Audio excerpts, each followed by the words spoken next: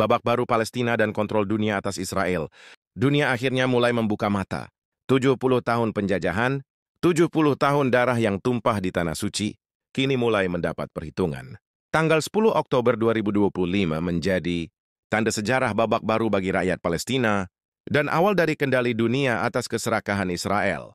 Ketika kabinet Israel akhirnya tunduk pada tekanan internasional dan menyetujui gencatan senjata, itu bukan karena belas kasih. Itu karena mereka kalah secara moral, kalah secara politik, dan kalah di mata dunia. Mereka yang dulu merasa tak tersentuh oleh hukum internasional, kini dipaksa duduk di meja perundingan, diawasi, dikontrol, dan dibatasi langkahnya.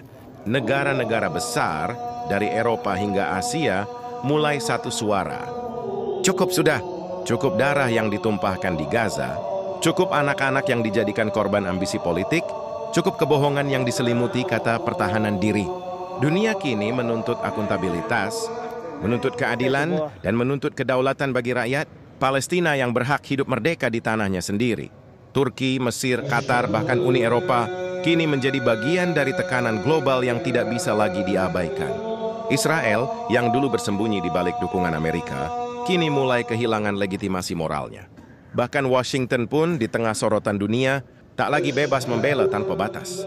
Ada kontrol, ada sorotan. Ada rasa takut baru bagi para penjajah.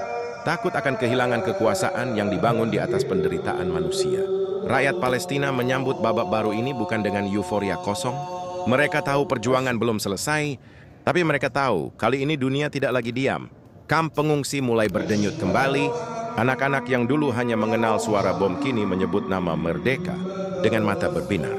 Dan di reruntuhan Gaza, kibaran bendera hijau putih merah hitam itu bukan lagi sekadar simbol perlawanan, tapi tanda bahwa dunia mulai berpihak kepada yang tertindas.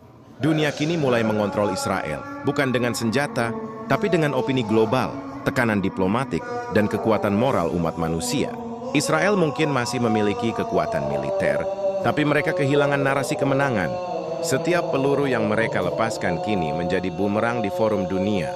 Setiap kebohongan yang mereka sebarkan kini dipatahkan oleh fakta, oleh video, oleh kesaksian yang tak bisa lagi dibungkam. Dan di tengah perubahan besar itu, Palestina berdiri tegak. Belum sepenuhnya merdeka, tapi kini mereka tidak lagi sendirian.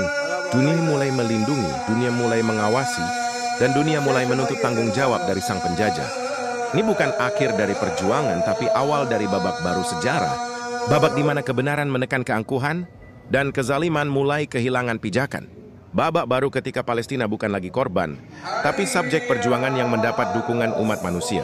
Bumi Gaza mungkin hancur, tapi dari debu reruntuhannya lahir semangat yang tak akan pernah padam.